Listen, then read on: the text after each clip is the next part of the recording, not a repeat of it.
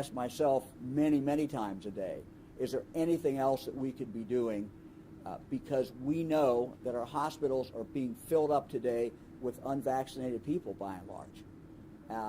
And if more people were vaccinated, we would see fewer people end up in the hospital, and candidly, we would see a lot fewer people who are dying. I think the thing that keeps me up at night, the thing I think about every single day, many times each day, is the 40-year-old or the 45-year-old or the 50-year-old who did not get vaccinated, who has died, or who is on a vent, or is ICU. These are human tragedies that are immense for those families. And so we're constantly looking for anything else that we could do to encourage people to get more vaccinated. Governor, when I talked to Major General Harris last week, I asked him about the vaccination rate for the Army National Guard. He said it was about 53%. He's moved up the deadline for vaccinations from June 30th to March 31st. But with almost half of Ohio Army National Guard not able to go on this particular hospital mission, are you worried about the readiness of the Guard as a force you've been calling on throughout this pandemic? Well, obviously, I'm not happy with 53%. Now, as I talked to some of the people who are doing the processing today, they told me, I think it was 300 and some people they've added in the last, during this processing. I've talked directly with General Harris a lot about this and encouraged him to do everything that he can to encourage the men and women of the Guard. The federal government set one deadline. General Harris set an earlier deadline. We're coming back and encouraging people, look, you're going into a situation where you're going into a hospital or you're going to a testing place, and we're seeing in some of our testing places 40 to 45% of the people are testing positive. So this is a high-risk operation. You need to be protected. The best way for you to be protected is to get the vaccination. So look, we're not happy with where we are. We're going to continue to push that with our troops. Governor DeWine, you said that also you were going to, you entered a contract with ProLink staff. Yeah. And I was just wondering if you could tell us, how many people, where they're coming from? Is it mostly nurses, doctors, respiratory people? If it's been difficult to find people because probably other states are also trying to get these people, any details? So we'll try to get you that. I don't have that information right now. I know that has been moving.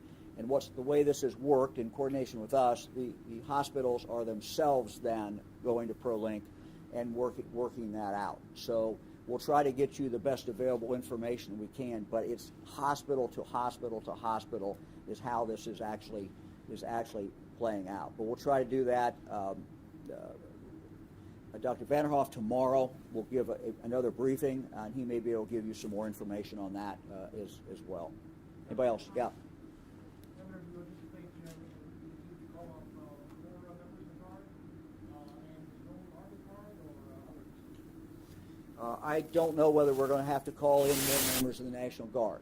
No one knows how long this Omicron surge is going to last. We hope we're in a situation like South Africa, where it went up very quickly and it went down very quickly. But when you read the literature and you read what the experts say or you talk to the experts, frankly, they all tell you, we don't know. So I certainly don't know. And as I told members of the Guard today, I don't know how long your deployment is going to be. I'm hoping it's not very long. What we hope is that we know January is going to be a very tough month. It's already a very tough month. What we hope is that doesn't go very far into February. But we don't know that. In this article I read this morning, epidemiologist was talking, and he said, well, it would seem like we would follow South Africa, but South Africa's got a lot younger population than we do, so maybe that won't be true. I don't think anybody knows. General, you want to make a comment about if we went further, where that would come from? And again, we have not made that decision yet. We're still processing these 2,000, getting them into these hospitals. And let me just add one other thing. The decisions about where they are deployed are made daily. So every single day, this is going to be continued to be fine-tuned. And so they're going to go. I know that some parts of the state, well, why aren't as many members of the Guard in our part of the state or in our local hospital? every hospital in this state agreed we're going to make the decision based upon where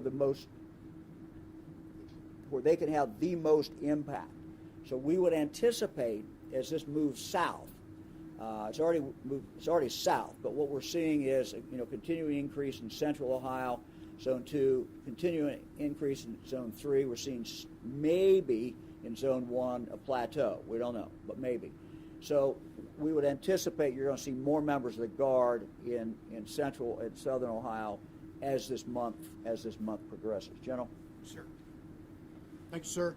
To answer your second question, out on the mission sites, and those hospitals are both Army and Air National Guard. What you saw here today is Army National Guard because our Air National Guard members process through the 4 air bases: Toledo, Mansfield, Rickenbacker, and Springfield, the 4 air bases.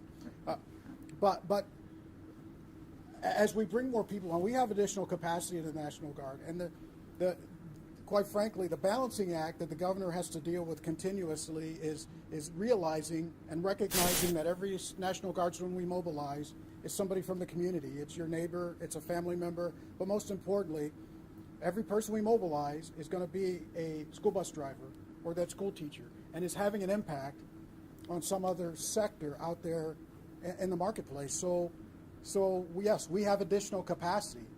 The goal is to not mobilize more than we need to get the hospitals through this crisis without impacting the rest of the state too adversely.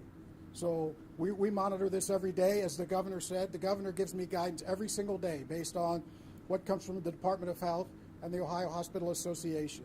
So again, we have additional capacity to mobilize folks. The question is, what's the right time to do that? And we want to make sure that we don't affect other segments of the market too adversely. First responders, police officers, corrections officers, those are your National Guardsmen. So this is a balancing act we deal with on a daily basis. We certainly don't want to degrade our prison's ability to take care of the prisons by mobilizing those people to deal with another crisis. So this is the balancing act we deal with every single day. General Harrison, given that Governor DeWine said that people are maybe 300 or so who are those now vaccinated, what is the current figure? Is it still 53%? And then in addition to that, the question is, you said that readiness is the most important thing for your folks. Is this a sign that they're not ready for this, especially if only roughly half are vaccinated?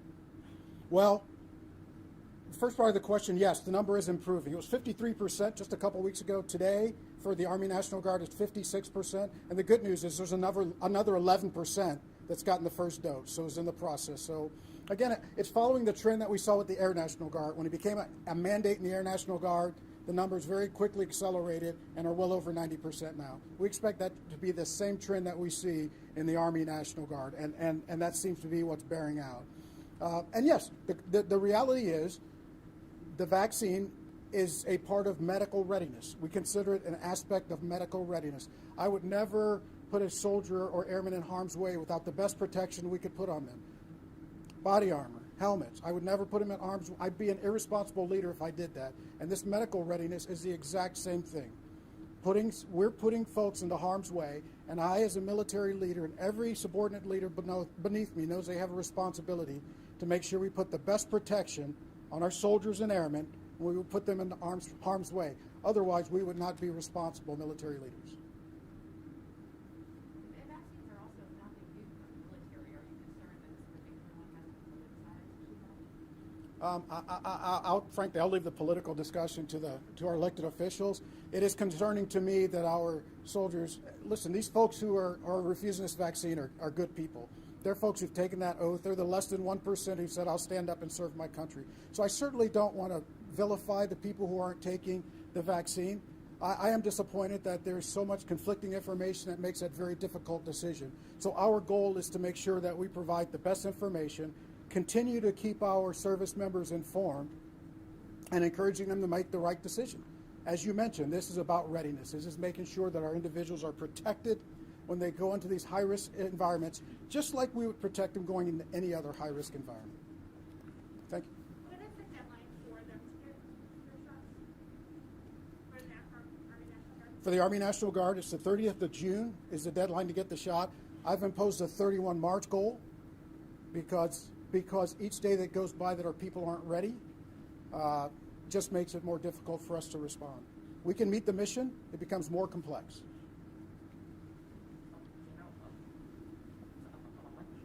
I know there's a couple of children's hospitals where kind of requesting maybe some deployments as well. I'm curious if I have any children's hospitals that you guys send units to, and also with the testing sites. I'm just curious about how if I'm an average of a mile and I went to testing sites, and I'm assuming there's going to be backlog with testing sites. Should I make an appointment ahead of time? Should I, what's the process for that?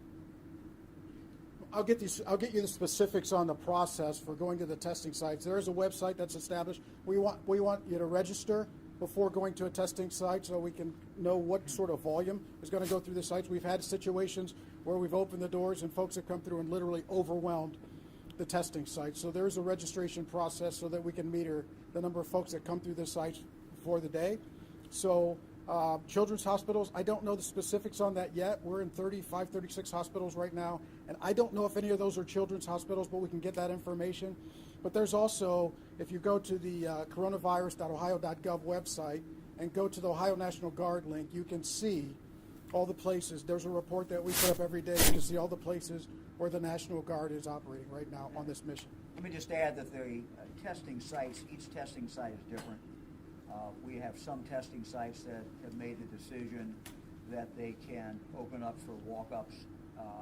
We always recommend people get an appointment, but there are some I know that have started doing it so that you can walk in as well. And so each site is making that decision based upon what they're seeing. And the governor makes a terrific point. That we're the supporting agency at the sites. We are supporting local hospitals at the sites, so they're the primary leads on these sites, and we simply send personnel to support their operations. Anybody else? I have one more question. I'm curious about any thoughts you have about kind of the anniversary of the January 6th events in DC last year. Okay, I caught the last part of it. Just any thoughts you have on the anniversary of January 6th events. The question had to do with any thoughts I have about the anniversary of January 6th, what happened at the U.S. Capitol. I spoke about it at the time. I don't really have any different opinion. My opinion is the same, and that this is a resilient country. This is a strong country. What binds us together is so much bigger than the differences, the political differences, the ideological differences that we might have. We are a unique country. We draw people. If you went through there and looked at the National Guard and the nationalities of where their families came from, and actually one member of the Guard came here at a young age from another country. But what binds us together is some essential, basic beliefs. A belief in the Constitution, a belief in the Bill of Rights, a belief in freedom, a belief in the rule of law, a belief that we can conduct elections and we can conduct elections fairly. These are all things that are basic and that bind us together as a country, where the vast majority of people have those same basic principles that they embrace, because being part of this country is to embrace certain basic core principles. I think we also, as a country, if you look at the things that we are trying to accomplish, again, we have a general agreement. We may not have an agreement about how we get there, but we all have an agreement that it's important for children to have good medical care. It's important for children to be educated. It's important for us to do everything that we can to deal with the problems of poverty. It's important for us to do everything we can to battle this COVID. You could go on and on. So, I understand that today's a day to reflect and talk about what happened a year ago. I fully understand that.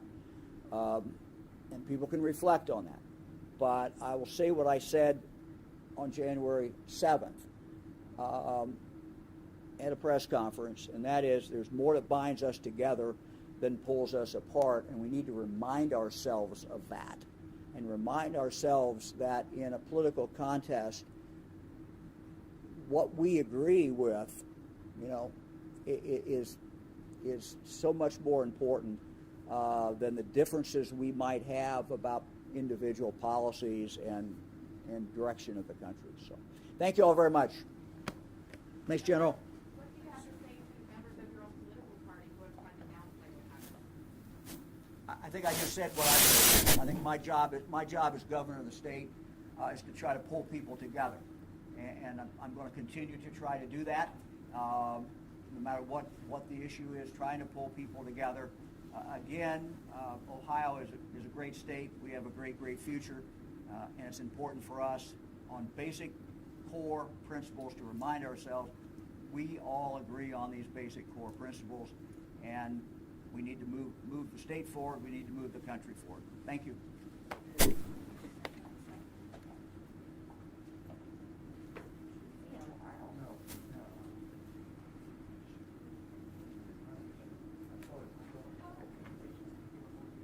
a better answer.